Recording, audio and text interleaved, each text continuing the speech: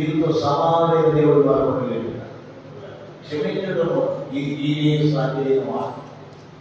ఈ ఎలాంటిదంటే భార్య చిన్న తప్పు చేస్తే క్షమించలేనటువంటి భర్తలు కలిగేదినా, భర్త చిన్న తప్పు చేస్తే భార్యను క్షమించలేమంటారు. మాకు నీతో సంబంధాలు లేదు అన్నట్టుగా నీ లెక్కే కాదు. నిజానికి సంసార మతం విలువలు తెలియనటువంటి రోజుల్లో బ్రతుకుతున్నటువంటి రోజుల్లో ప్రభు వాక్యం జ్ఞాపకం చేస్తుంది. క్షమించడం ఇష్టం కలిగినది.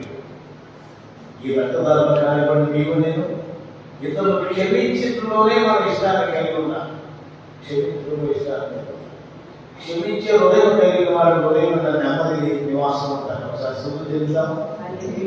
క్షమించగల ఇతరులకు కక్షలు పెట్టుకుంటాం అనుకోండి, నీ హృదయం ఏమవుతుందో నెమ్మది. నీ హృదయంలో